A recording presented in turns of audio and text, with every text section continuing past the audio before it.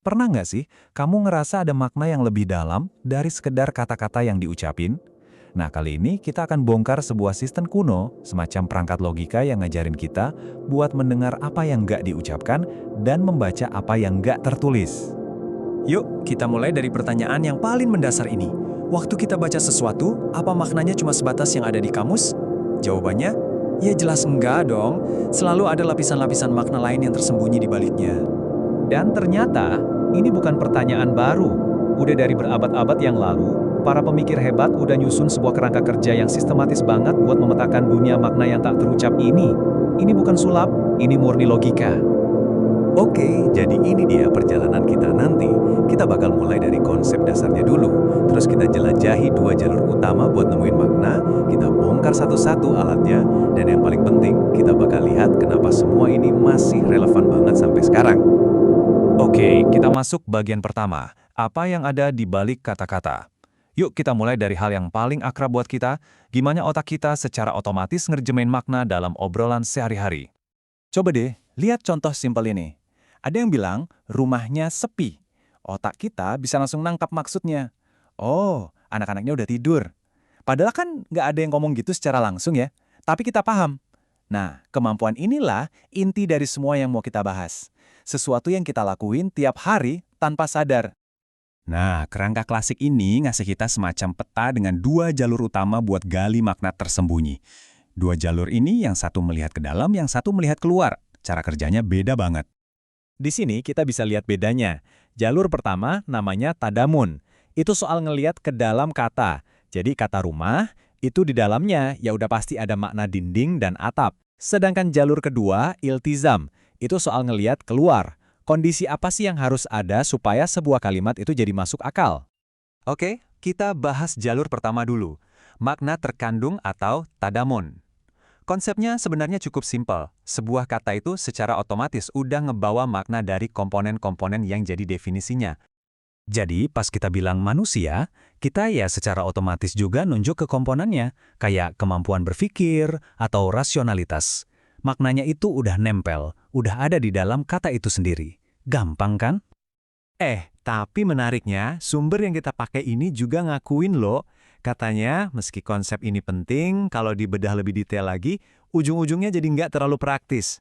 Makanya, yuk kita pindah fokus ke jalur kedua, yang jauh lebih powerful dan berguna buat analisis sehari-hari.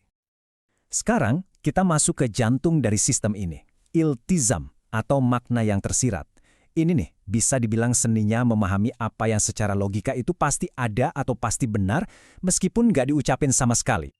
Jadi intinya tuh gini, apa sih syarat mutlak di dunia nyata yang harus terpenuhi supaya sebuah kalimat itu jadi benar?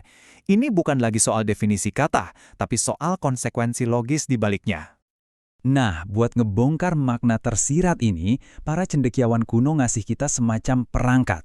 Ada 4 alat analisis utama di dalamnya, dan kita bakal buka satu persatu. Anggap aja ini toolkit berpikir kritis buat kamu. Alat pertama kita namanya ihtidho, atau gampangnya, prasyarat. Ini tuh soal nemuin kondisi apa yang harus ada lebih dulu supaya sebuah pernyataan bisa kejadian. Contoh dari sumbernya tuh jelas banget. Perintah naikilah atap kan nggak mungkin bisa dilakuin tanpa prasyarat logisnya, yaitu harus ada cara buat naik, misalnya tangga. Kata tangga emang nggak disebutin, tapi keberadaannya itu wajib ada supaya perintahnya masuk akal. Alat kedua, muafakah. Ini mainnya pakai prinsip eskalasi, alias dari yang kecil ke yang besar. Logikanya gini, kalau hal sepele aja nggak boleh, ya apalagi hal yang lebih besar dan sejenis, pasti jauh lebih nggak boleh lagi kan? Gini deh contohnya, kalau ngomong atau sebagai tanda kesal ke orang tua aja dilarang, maka secara otomatis tindakan yang lebih nyakitin kayak memukul ya jelas jauh lebih dilarang. Logika ini langsung ngebangun skala prioritasnya sendiri. Alat kita yang ketiga, isyarah. Ini ngajak kita jadi detektif makna buat nangkep petunjuk-petunjuk halus. Jadi, ini adalah makna kedua yang nyelip di struktur kalimat meskipun itu bukan tujuan utama si penulis. Contoh dari sumbernya agak teknis, tapi logikanya keren. Ada aturan yang ngebolehin sesuatu di malam hari sampai fajar. Nah, aturan ini secara nggak langsung ngasih petunjuk soal hukum di pagi harinya. Jadi meskipun fokusnya soal aturan malam, cara penyampaiannya itu membocorkan sesuatu tentang kondisi siangnya, petunjuk tersembunyi. Dan alat terakhir kita, ini unik, namanya mukhalafah atau logika kebalikan. Di sini, kita justru narik makna dari apa yang enggak disebutin. Idenya, kalau sebuah aturan ngasih syarat yang spesifik banget, itu artinya aturan tersebut nggak berlaku buat kasus lain yang nggak punya syarat itu. Jadi, pas aturannya bilang zakat itu wajib buat domba yang digembalakan, ini secara nggak langsung ngasih tahu kita kalau aturan yang sama nggak berlaku buat domba yang cuma dikandangkan. Detail spesifikasi itu justru jadi kunci maknanya.